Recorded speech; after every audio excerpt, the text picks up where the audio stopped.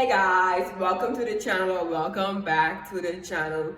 This video is overdue. This is overdue because a lot of persons have been asking me, the step-by-step process on how we entered Canada. So today I will be explaining my process, okay? This is my process. I am no financial advisor. I am not a immigration professional. No, I ain't, okay? This is just my process. You guys can do your own research and do whatever you gotta do, but I'm just, giving a little input. That's all I'm doing. First off, for our entire process when it comes to moving to Canada from the Bahamas, number one, the first thing that I did was research for a designated learning institution. I think I spoke about this before, but like I said, guys, you have to make sure that your school is on the website and it says, yes, it is a designated learning institution. If not, please don't go to those, please do not apply, okay? Please don't apply. So basically what you do is you have to apply to that school. Usually it's like, sometimes they will have like an application fee of $50, maybe sometimes $100, or sometimes it may be free. Sometimes if it's free, usually they will let you do like a down payment, like $1,000 or however, how much it would be, but you would definitely, some of them, you have to have a down payment. But anyways, I jump in the gun. So yeah, you're gonna find some schools. You have to also be sure which province you want to go to, because there are a lot of provinces in Canada. Canada is huge. Canada is huge. Listen to me, it's huge. So you want to know which province you want to go to, because you have provinces that have maybe their minimum wages are less. They might have more opportunities. Some might have certain benefits, some may not. So you want to decipher which one suits you, and once you do that, then you can base off which school you want to attend. And then, like I said, start the process on the application.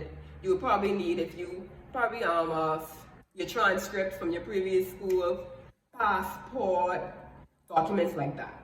And once you get that letter, guys, that letter of acceptance, now you're on a roll here, right? Once you get a letter of acceptance, you would then need to go to the Canada website. I'll link it right here for the application.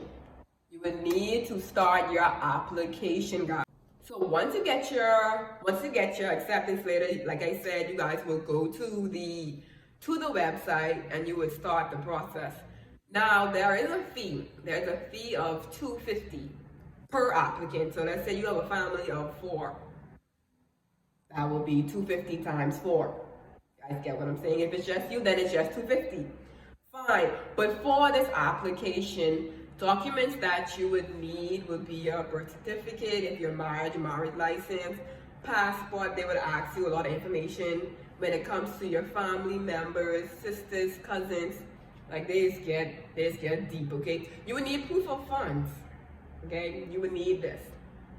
I probably should have said that from the beginning. You would need proof of funds, and so you would need a bank letter stating how much money is on your account, or if you have someone, maybe a parent or so, you can use their bank letter. Fine by me. But guys, I would say that you would need, when it comes to like funds,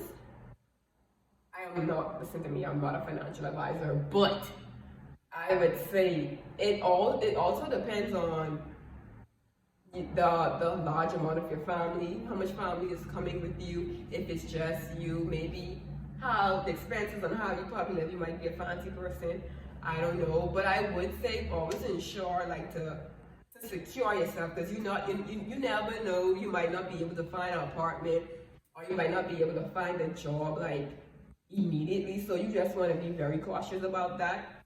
But what I would say is that, especially when I talk to other persons, they're not too strict on the amount, you know what I mean?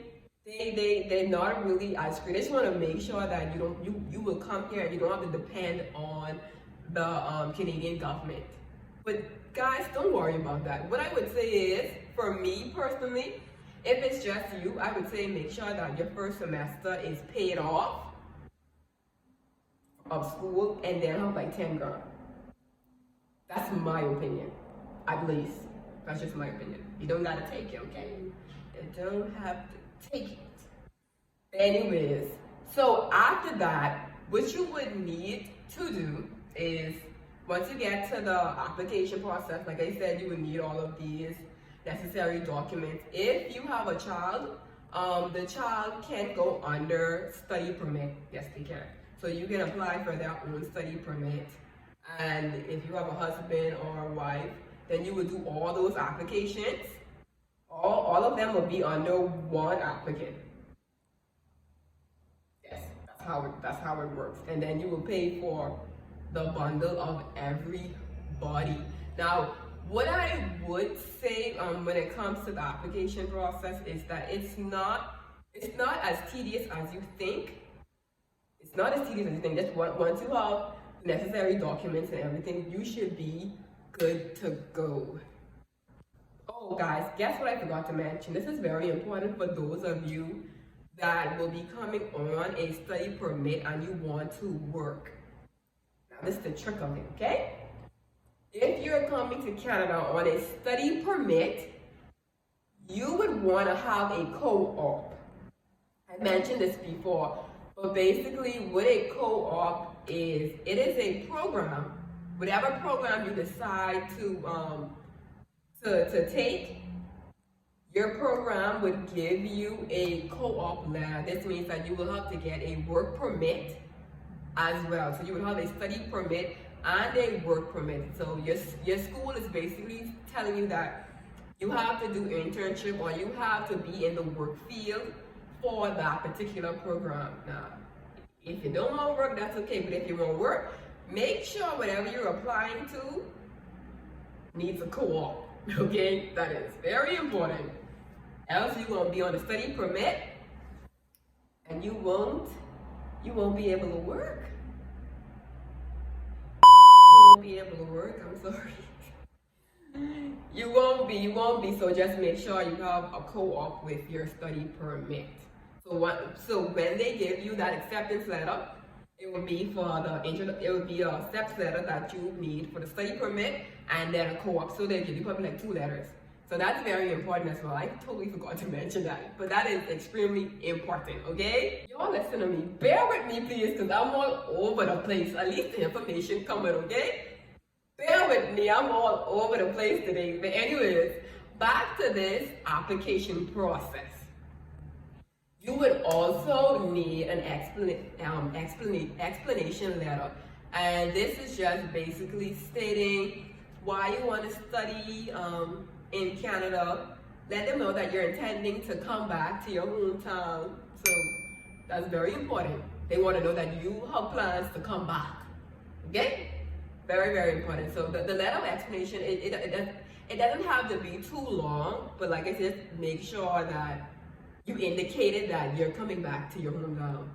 So that is also very, very important. And once you have completed your application form, it usually would take, I know for us, I should say, it took like 3 weeks until we got accepted. So 3 weeks, yeah, I think 3, not accepted, but until we got our biometrics letter. So, and yes guys, so once you finish your application letter, it takes about like 3 days the most, at least for us it did, 3 days the most to get our biometrics letter. And this is this is a letter that they would give you in your email, or sometimes it would go to the application status. So make sure that you're looking at it each day to see if any update happened. Now, once you get this biometrics letter, it would just basically state that you would need to get your biometrics done. Now, the Bahamas, and I don't know, I'm not sure, but I know for sure from in the Bahamas, we don't do biometrics. So you would have to go to America. Yeah, sad to say, you would have to book a ticket to go to America to do your biometrics. Now, with the biometrics, once you get that letter, you would then have to schedule an appointment. And you would schedule an appointment on the website. Now, I would say when it comes to that, make sure that like you don't want to book your plane ticket and then do the appointment. You want to do the appointment and then book your plane ticket. So make sure you guys do that like as soon as possible, because you don't want to book your ticket and then you will find no ticket. You know, I mean, you don't want to book your appointment for the biometrics letter and then you ain't got no plane ticket, but you don't want to book your plane ticket and you get no appointment. So make sure I go on and on, okay? That's very, very important. Like with us, Charlotte Air, we going all the way to New York and we didn't have to. Y'all could just go Florida or go Miami, you know? Call that one over. The biometrics letter, the biometrics itself, it didn't take long. We just went to New York, I think for a day. It took like 30 minutes, and that was it. They just do your fingerprints, and that was it. It was simple. Once you do your biometrics, you don't have to do anything. It would automatically go to that system that you have completed the biometrics. After the biometrics, it took for us about like 2 weeks to get our acceptance letter it's called a letter of introduction. It took us about, like I say, 3 weeks the most to get that. Now listen guys, this letter of introduction is not your work permit, it's not your study permit. You will get that once you arrive in Canada. I'm just trying to be clear, okay? That is not your work permit and it is not your study permit, okay? Now once you get to the border, they will ask you simple questions. Please don't panic, okay? It's really simple. They ain't like America would just be, Americans act like you getting killed, like you just killed somebody. No, chill out. They probably is gonna ask you, like for me, they ask me, what is my program? How long am I staying over there? What's the length of my program, which is 2 years? They would ask you, they need a receipt. So they want to make sure that you paid for that current semester. So make sure you guys have your receipt, your passport. Obviously, you should carry all the documents, your birth certificate, carry all those things. That didn't take long. That took about 30 minutes. We got our study permit, we got our work permit, and that was it. Then we came without Airbnb. That was the process. It's not as tedious as you guys think it would be, so please don't panic. It really is not that bad. Trust me. Like I say, it's more so with us, we're just trial and error, just not knowing what to do. Things that, like I said, we could have avoided, and we didn't. But that's okay. That's fine. Anyways, guys, that's all I have. I'm trying to think of other tips, but for now, that's all I hope this video was very informative. This is just my personal experience. Like I said, I am not a financial advisor, none of that. Just my personal experience and basically coming to Canada. So I hope you guys enjoyed this video. Peace, love, and blessings.